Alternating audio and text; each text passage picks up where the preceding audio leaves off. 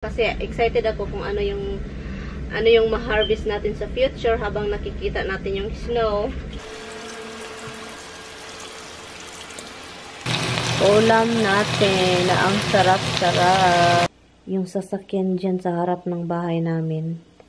Dyan nakapark palagi. Good morning, Philippines!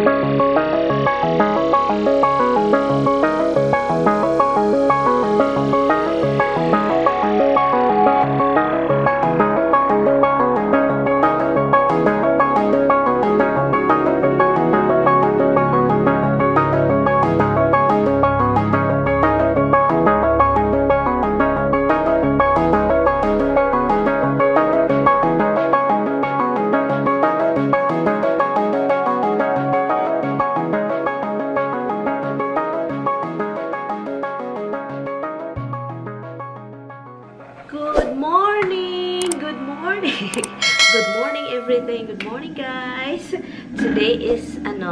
Today's Thursday. Kaka-hang up lang namin ni Tami sa phone. Tumatawag kasi yan sobrang aga. Sobrang aga yung tumatawag. Basta everyday na wala siya dito. And traffic na naman daw. Anyway guys, good morning. Nagkape lang tayo guys. Kape-kape. Kape at saka pandesal. Pandesal po. Pandesal.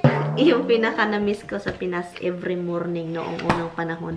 I think hindi na ngayon uso yan. Pero sa Bislig, sa mga agoy, 5 o'clock, ang aga guys. Ang maririnig mo is yung mga tunog, mga salita na mga, at saka ibahin pa naman yung boses. Pandesal. Baktas na siya. Maririnig mo naman few steps away. Pandesal. Ganun. Naalala ko noon sa mga gawin, nung high school ako, nakatira ako kina ante, sa ante ko. Maririnig ko yung mga ganun ba. Kahit noon, yung hindi pa ako nag-aaral, and then matutulog ako sa mga ante ko kasi marami akong relatives kasi sa mga gawin. So, pag matutulog ako, yung maririnig mo talaga mga ganyan, mga pandesal. I don't know, in Manila, nakakatawa ba na yung parang yung tunog lang, tunog ng boses nila is matawa ka. Gahi pa maniway, kailangan painitin. Ito, homework na. Anyway, so yun. At saka meron tayong margarine. Alam niyo yung margarine? Masarap siya kainin kapag hindi ako maka-poops. Early in the morning. Kapag hindi ako alam niyo na, yung margarine, makatulong talaga. Thursday is cutting grass. So ngayon, isip ko, magkatay ng grass. Baka sa gilid, doon, sa harapan. And then, bukas na sa likuran. May stress ako kapag iniisip ko na ikakat ko buong yard ko. Ang laki-laki ng yard ko na ako yung mababaliw sa kakaisip. So, ang iniisip ko na lang is ikakat ko sila sa harap at sa gilid. And then, sa likuran the next day. Kasi guys, ang laki talaga guys para akong babaliw.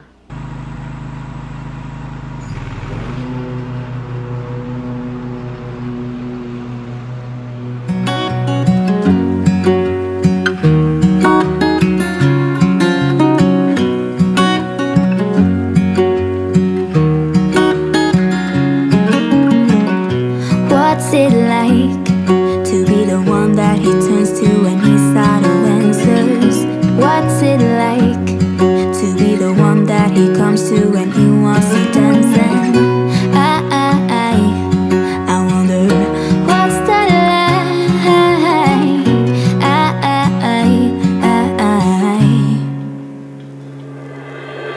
I have got him on my mind, but he doesn't know my name, and I'm running out of time. I wish you felt the same, and I'm acting stupid like every day.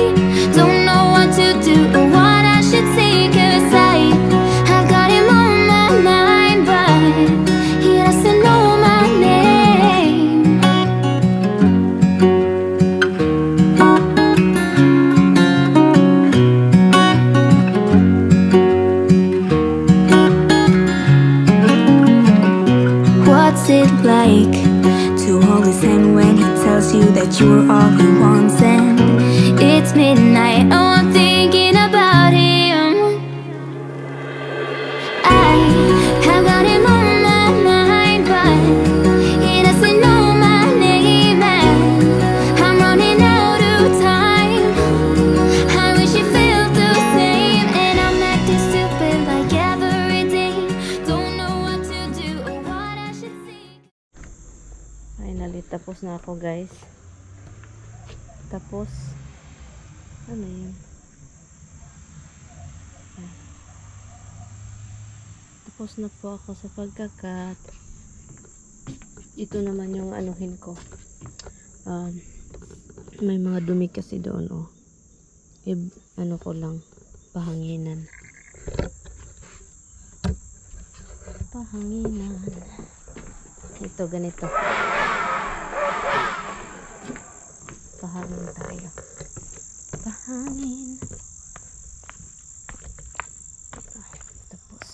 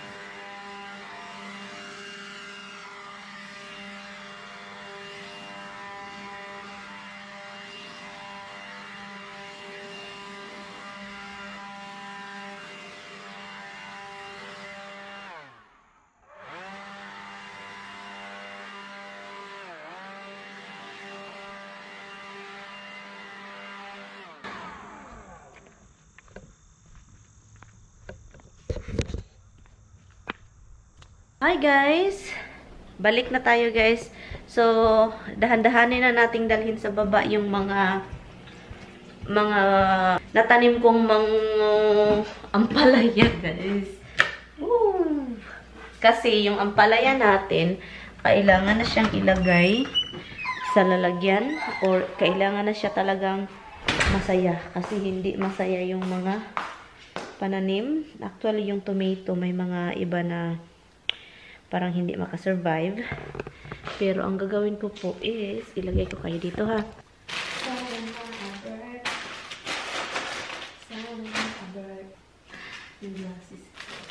Ang dami kong pang ng hugas ng finger. Kukunin ko yan. Kailangan po ng upuan. Dito muna guys, pawikan tayo. Ano ka talaga tong asawa ko? Nilagay dito sa ibabaw. Paano na ito magamit? Na nandito sa ibabaw. Buti na lang kinip ko. Ang gagawin ko nito is ilagay ko dito yung mga ito. Para pag tubigan ko hindi maglunop. Hindi maglunop sa basement. Look, yung iba hindi nakayanan yung ginaw guys. Na mamatay. Yung pinaka dulo ng dahon. So, kailangan talaga siyang alagaan at saka ihatid ko na ito sa mga kung sino ang gusto nito. Kung wala naman na gusto nito, ang gagawin ko is itapon.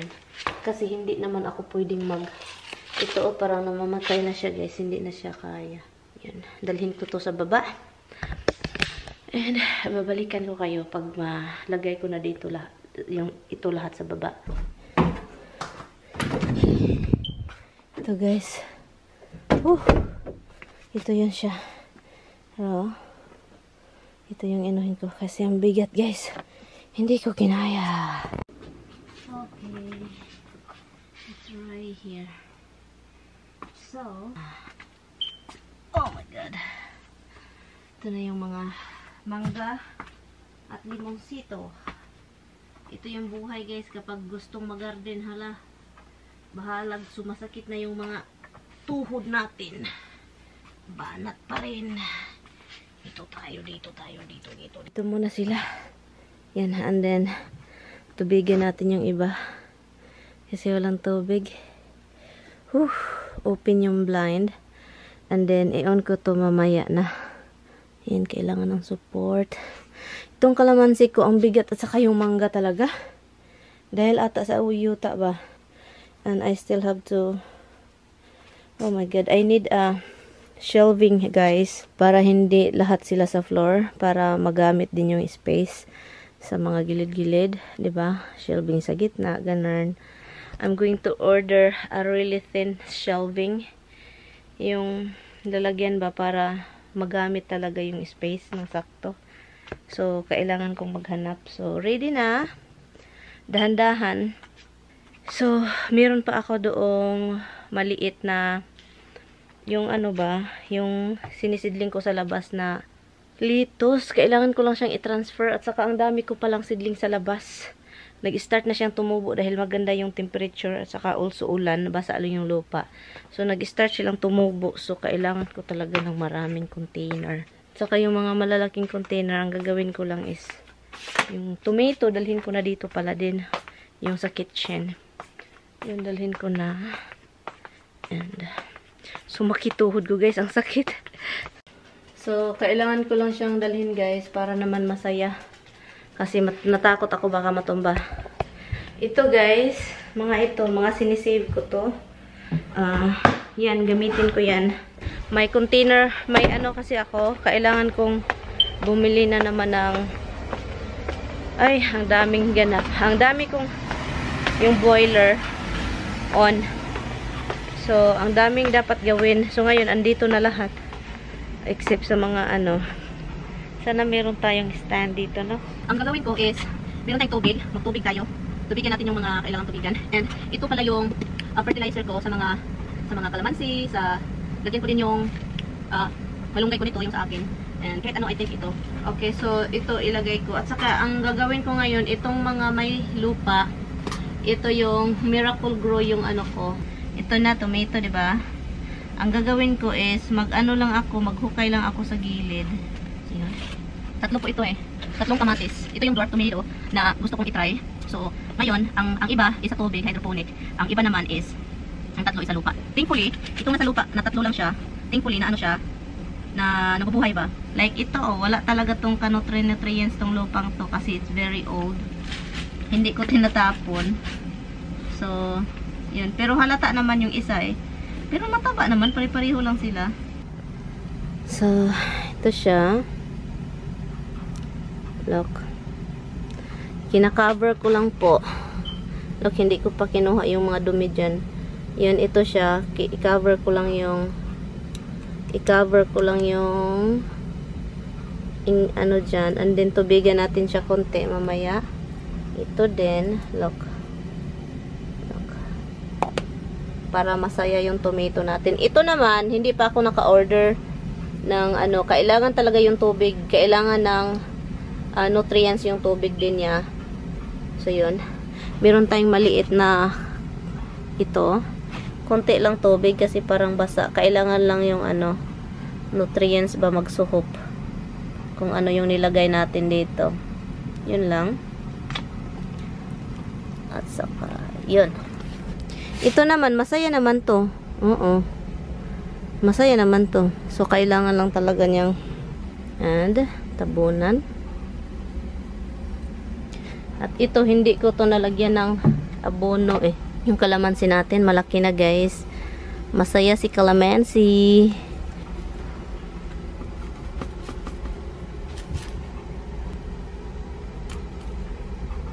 Ay, sos, ginoo ko. Sos, natandog pa talaga jud mo.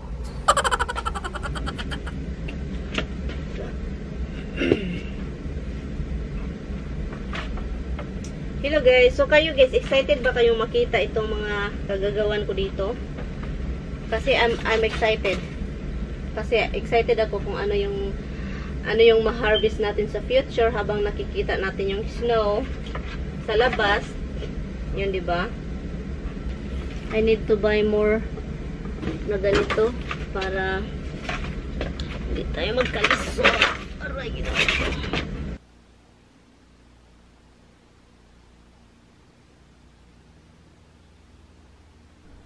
Yun na guys. Naka-on na yung light. And masaya ako sa basement. Kasi yung foil na nilagay namin to wrap the area. You know, nire-wrap namin yung area.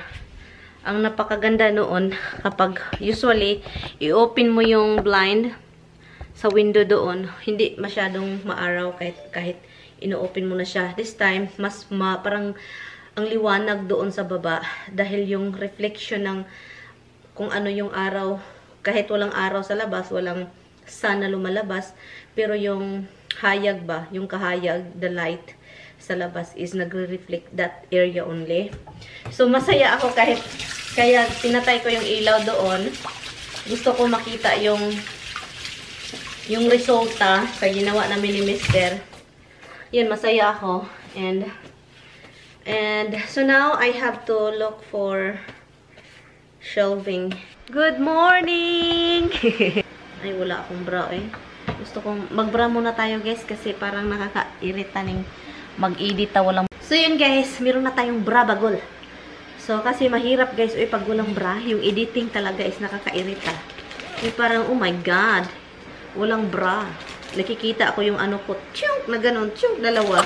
Kahapon guys, hindi ko pala i-continue po natin ito sa kahapon na vlog. Hindi ko natapos. Guys, magluto ako ng dried fish. Yay! Itong klaseng pagluluto ko is ano siya, tawag nito, escabeche, na ang daming, lagyan ko sana ng garlic, pero ay, nakakapagod mag-ano ng garlic.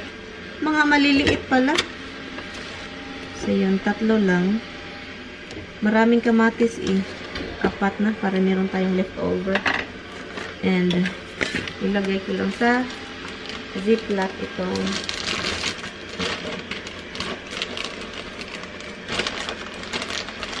ibalik sa freezer.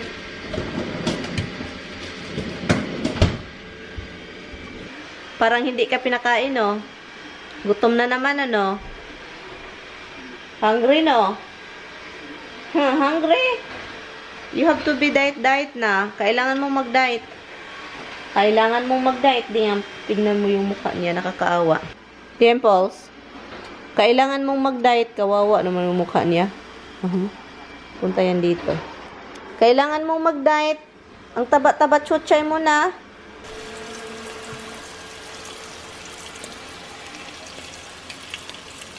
Hanap tayo ng kamatis, guys. Hanap tayo ng kamatis na hinog.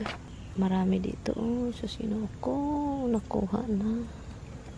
Uy, nasira naman ito. Nasira na yung iba, guys. Look. Mga maliliit. Yung mga cherry ba? Bites na to. Oh my god, ito na. Bakit parang pangit? So ito, i-add natin ito dito. Masarap kasi guys, maraming kamatis ba?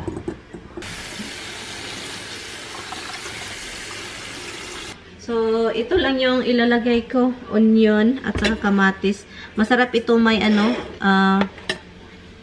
tawag nun, garlic. Kaso wala. Gutom na ako guys. Uy, ayaw ko nang dami pang ichichiburecho. And then, ang bango ng onion at saka kamatis. Look, ito yung dried fish. Yan.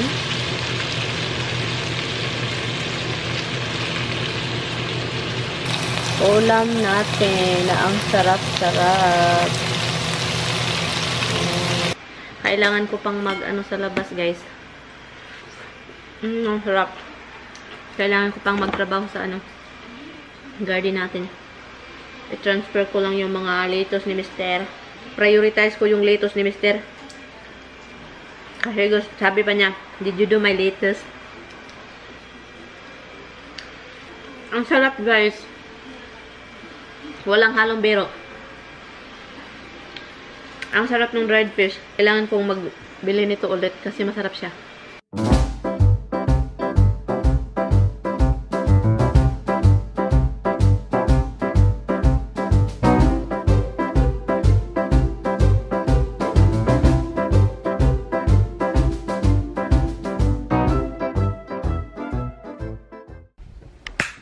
Alam nyo guys, every 3 o'clock or something, yung sasakyan dyan sa harap ng bahay namin, dyan nakapark palagi. Hindi ko alam kung bakit andyan yan palagi. Every freaking 3 o'clock. Hindi ko talaga alam kung bakit andyan yan. Kaya paminsan lalabas ako dun, tignan ko kung may tao. Kasi nakakatakot ba? Diyan talaga siya. Wala ang parking yan. Mga damo-damo man yan. Mga kakahuyan. Hindi ko talaga alam kung bakit guys. As in. Andyan siya. Hindi man yan parking lot. Wala may ano dyan. Bahay. Natakot ako ba? Hi guys. I don't understand why they're not happy here. Yung ito hindi siya masaya.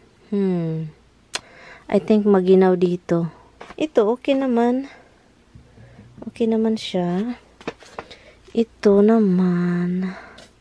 Namamatay siya. I don't know why. Oh, marami naman siyang ugat. Look. So, which is confusing to me. I think wala siya masyadong nutrients. I think that's what it is. Pero ito mataba So, hindi ko alam anong gagawin guys. It's my first time kasi. So, you know what I'm going to do? Mag-ano ako sa tubig. Ito yun. I-hydroponic natin yung ibang mga seedling natin. And then, i-lupa. Pero, I don't understand. Ito naman sila. Okay naman sila dito. Look. Mga mangga, kalamansi. Kahit ito, okay naman siya. Look. Look, ito yung hydroponic natin na tomato. Dwarf tomato. And ito naman, I think masaya sila look sa lupa. So, if ever yung hydroponic natin na system, ito na lang yung gagawin ko. So, meron naman ako mga lupa. So, yung iba, ilagay ko sa lupa. And then, yung iba is ilagay ko sa sa tubig. Para pag mamatay yung sa tubig, merong sa lupa. Diba? Parang, kung mabuhay yung sa dalawa, which is thumbs up, dalawa. Kasi, para hindi masayang yung mga pinagpagura natin. So, buti na lang, meron akong mga lupa. And meron din ako mga container extra. So, yun na lang yung gagawin ko. So, maglista ako guys kung ano yung ipaplant ko. I think yung salad is hydroponic talaga siya. Hindi ko siya isusuwil. Yung mga salad-salad ni Mister. Dinala ko na pala ito dito guys.